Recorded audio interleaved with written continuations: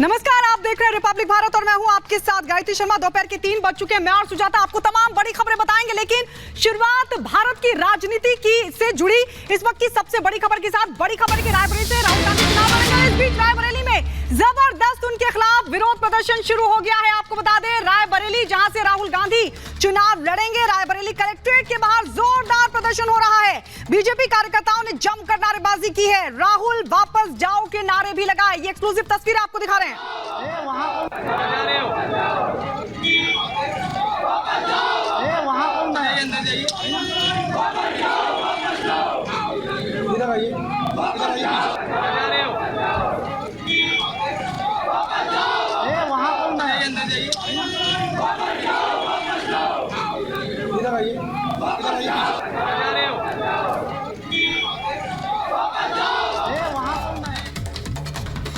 तो राहुल गांधी ने सबको हैरान करके अमेठी को छोड़कर रायबरेली का रास्ता चुन लिया है। नामांकन भी दाखिल कर दिया है, लेकिन अमेठी छोड़कर क्यों भागे, इस सवाल को नजर आए। नामांकन भरने के बाद भी इस सवाल का कोई जवाब उन्होंने नहीं दिया है। दरअसल बीजेपी लगातार उनसे सवाल पूछ रही है कि आखिर आप अमेठी छोड़कर क्यों भागे, क्योंकि अमेठी ही आपकी परंपरागत सीट है, वहीं से आप 4 बार सांसद बने, तो इस बार आप क्यों अमेठी छोड़कर रायबरेली चले गए हैं। राहुल ने मीडिया से कोई बात नहीं की। उनसे इस आरोप के बारे में पूछने की कोशिश की गई, पर कोई जवाब नहीं दिया।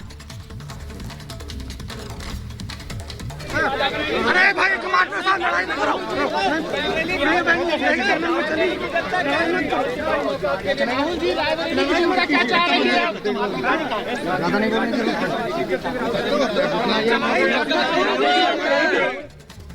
और इस बीच एक और बड़ी खबर आपको बता दें, और बड़ी खबर यह कि रिपब्लिक भारत से आचार्य प्रमोद कृष्णम ने कहा कि प्रियंका के खिलाफ साजिश हुई है। राहुल कैंप इस साजिश में शामिल है, ये कहा आचार्य प्रमोद कृष्णम ने। रिपब्लिक भारत के साथ बातचीत में प्रमोद कृष्णम ने यह दावा किया कि प्रियंका के खिलाफ बड़ी साजिश हुई है। साजिश में राहुल कैंप शामिल है। राहुल कहते थे डरो मत, खुद डर गए, ये कहना है प्रमोद कृष्णम का। रिपब्लिक भारत से बातचीत में प्रमोद कृष्णम ने क्या कुछ कहा, ये सुनवाते हैं आपको। देखिए, this is most unfortunate for Congress party, for Congress worker. Congress का हर कार्यकर्ता ये उम्मीद रखता था कि राहुल गांधी अमेठी से लड़ेंगे। अमेठी से दूर जाना, अमेठी को छोड़ देना, इससे कांग्रेस में एक मायूसी का माहौल पैदा हुआ है। इससे देश में एक मैसेज गया है कि कांग्रेस के कार्यकर्ताओं की हर सभा को संबोधित करते हुए राहुल गांधी बार बार कहते थे डरो मत, डरो मत।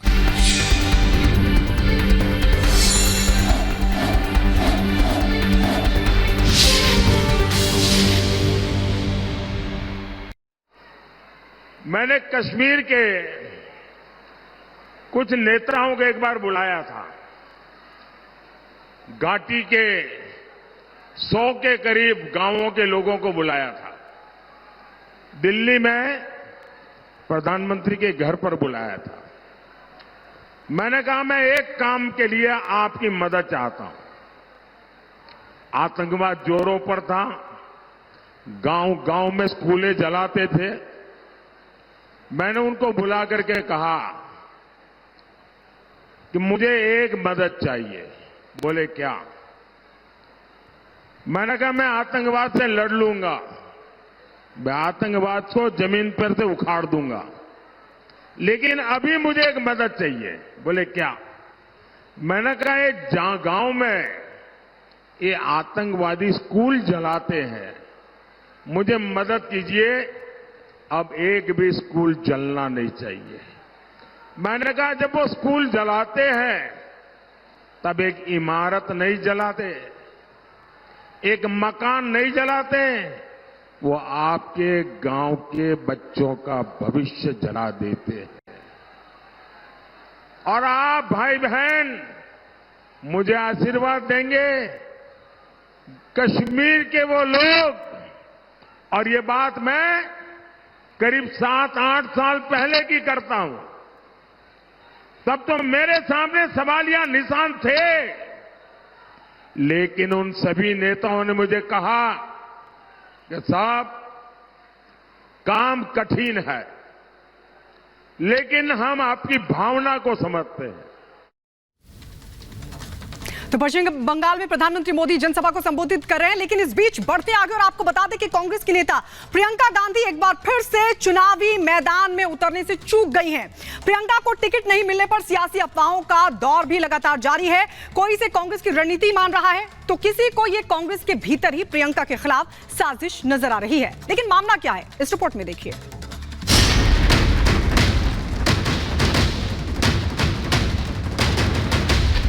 प्रियंका को फिर नहीं मिला लोकसभा टिकट। 2019 की तरह 24 में भी लगती रही अटकलें।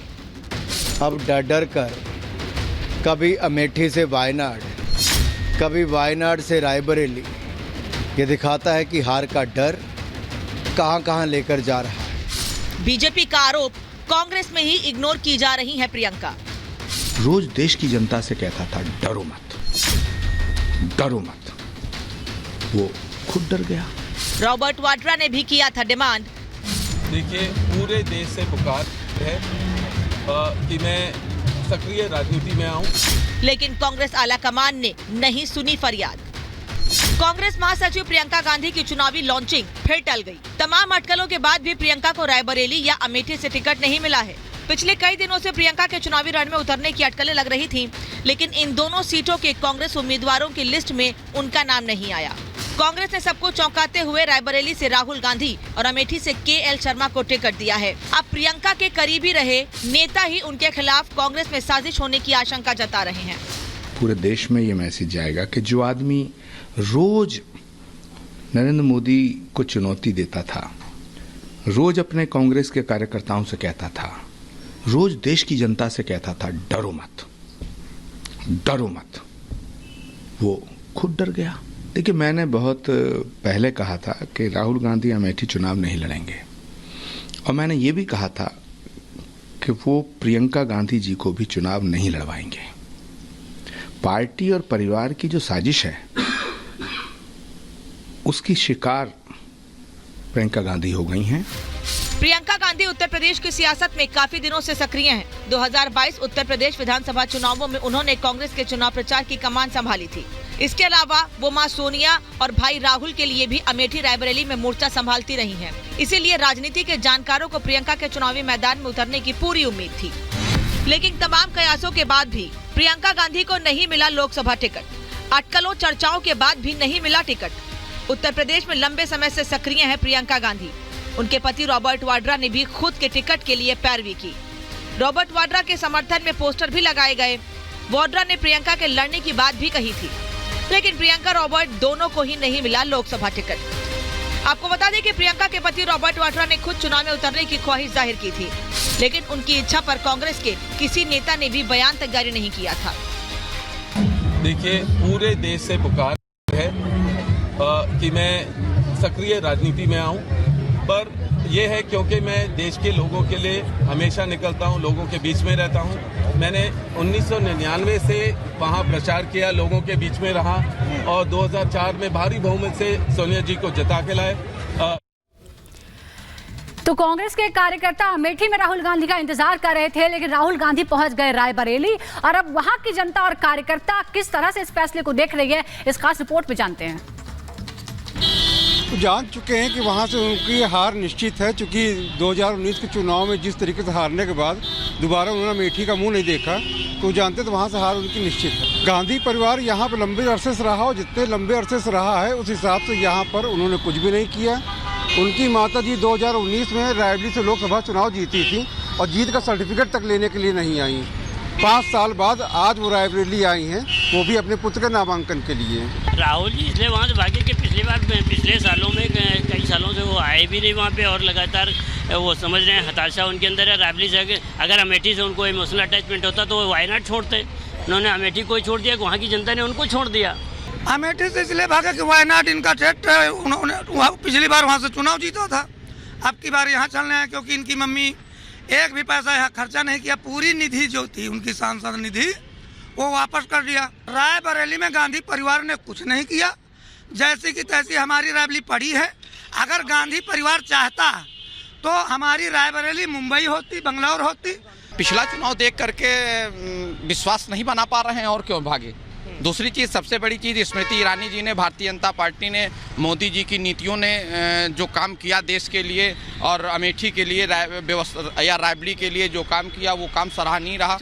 देखिए, अमेठी की जनता ने जो है, जो विकास की योजनाएं मोदी जी की हैं उसको सजा किया है और जनता ने मोदी जी को जताया है भरोसा, इसीलिए जो है अमेठी से उनको हटना पड़ा। उनको लगा कि अमेठी से हम जीत नहीं पाएंगे, केवल जनता को यहाँ ठगने का उन्होंने प्रयास किया। आप उनके बीच में नहीं रहेंगे। इस बार मोदी जी ने गारंटी दी है कि 70 साल से ज्यादा उम्र के जितने भी लोग हैं सबका 5 लाख रुपए का प्रतिवर्ष उपचार मुफ्त करवाया जाएगा अगर नागरिक कमल का बटन दबाएगा। इसीलिए राजेश भैया क्योंकि बोल चुके हैं, मैं लंबा भाषण तपती धूप में नहीं देना चाहती। आप में से कितने लोग यहाँ पर रामलला जी के भव्य मंदिर के निर्माण का अक्षत और प्रसाद पाए हैं? सब पाए ना? अब ये बतलाइए, मोदी जी नहीं होते तो क्या रामलला का मंदिर बनता?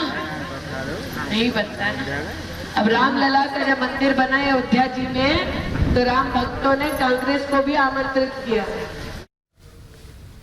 और अब बात कैसरगंज लोकसभा सीट की। कैसरगंज में चुनावी बिसात बिछ चुकी है, मोहरे भी सेट हो चुके हैं। तो सवाल यह है कि क्या पिता की जीत को बरकरार रख पाएंगे करण भूषण सिंह, या फिर समाजवादी पार्टी और बसपा का जो ब्राह्मण कार्ड है वो चलेगा? इस रिपोर्ट में पूरा समीकरण आपको समझाते हैं।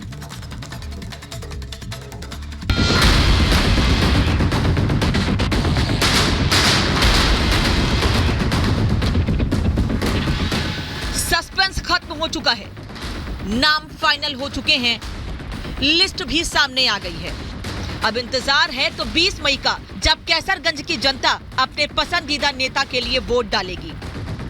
करीब 1.5 महीने पहले लोकसभा चुनाव की तारीखों का ऐलान हो चुका था, लेकिन किसी भी पार्टी ने यूपी की हाई प्रोफाइल सीट कैसरगंज पर पत्ते नहीं खोले थे।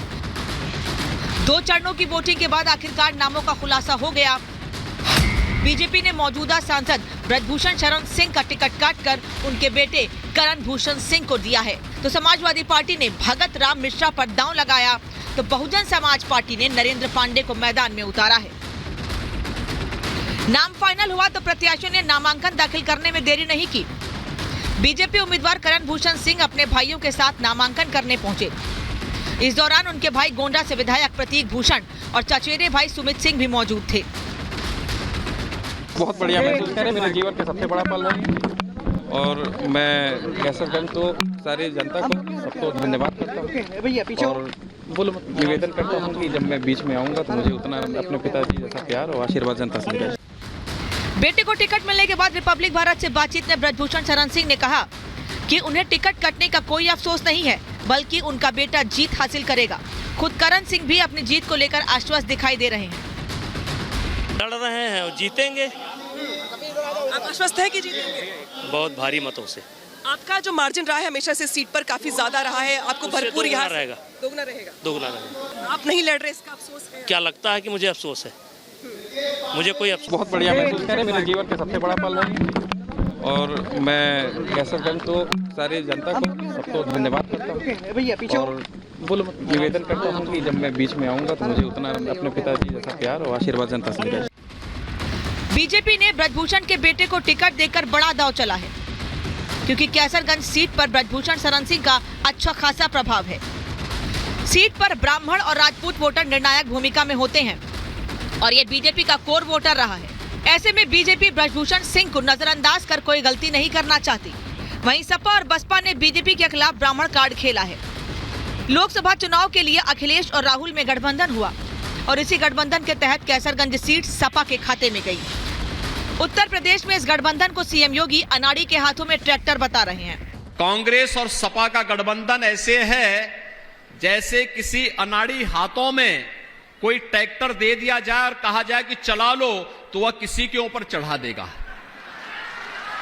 यही स्थिति है इन लोगों की। तो ये 2 लड़कों की जोड़ी तो यही है। कैसरगंज के पत्ते खुल चुके हैं। अब देखना होगा कि बीजेपी का दांव सटीक बैठता है या फिर सपा बसपा ने जो ब्राह्मण कार्ड खेला है वो काम करता है। Bureau report, Republic Bharat.